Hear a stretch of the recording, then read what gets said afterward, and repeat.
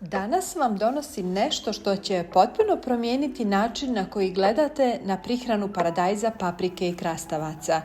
Mnogi baštovani prave veliku grešku i čekaju predugo da reaguju, a upravo sada je trenutak kada biljke vape za dodatnom snagom. Ako ih u ovom periodu ostavite bez pomoći, rizikujete da cvjetovi počnu da opadaju, a plodovi ostanu sitni i bezukusni. Zato morate znati ovu tajnu koju vam danas otkrivam.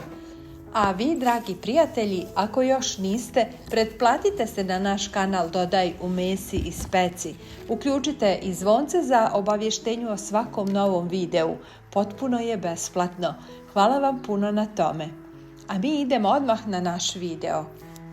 Koliko puta ste primijetili da biljke izgledaju zdravo, ali plodovi nikako da dobiju punu snagu? Upravo se tu krije problem u ishrani koji mnogi ne primjećuju. Paradajz, paprika i krastavci u ovoj fazi troše ogromnu količinu energije, a obična voda više nije dovoljna.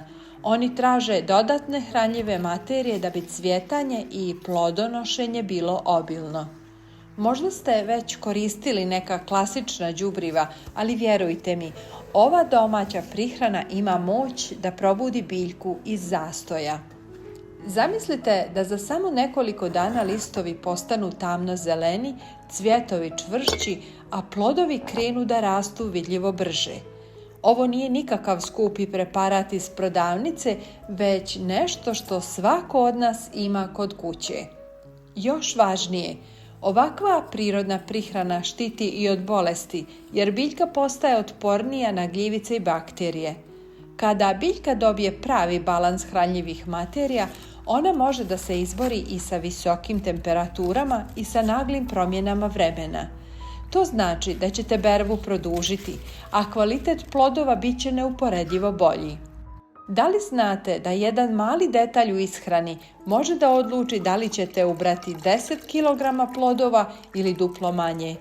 Zato obavezno podijelite ovaj video sa prijateljima koji gaje povrće, jer im ovakva informacija može spasiti sezonu.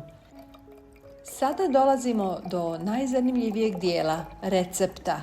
Evo šta vam je sve potrebno za ovu prihranu. 1 litra mlake vode, 1 kašika mlevenog bijelog luka, 1 kašika meda i 1 kašika suvog kvasca. Sve ove sastojke dobro izmiješajte i ostavite da odstoji 2 do 3 sata. Dobili smo koncentrat koji nećemo koristiti u ovakvom stanju, nego ćemo ga razblažiti sa 5 litara vode. Ovom tečnošću zalijevajte biljke u zoni korijena najbolje uveče. Već nakon par dana primijetit ćete razliku. Biljke će izgledati jače, a plodovi će krenuti da se pune nevjerovatnom brzinom. Dragi prijatelji, pošaljite ovaj video i vašim prijateljima na društvenim mrežama. Hvala vam puno na tome.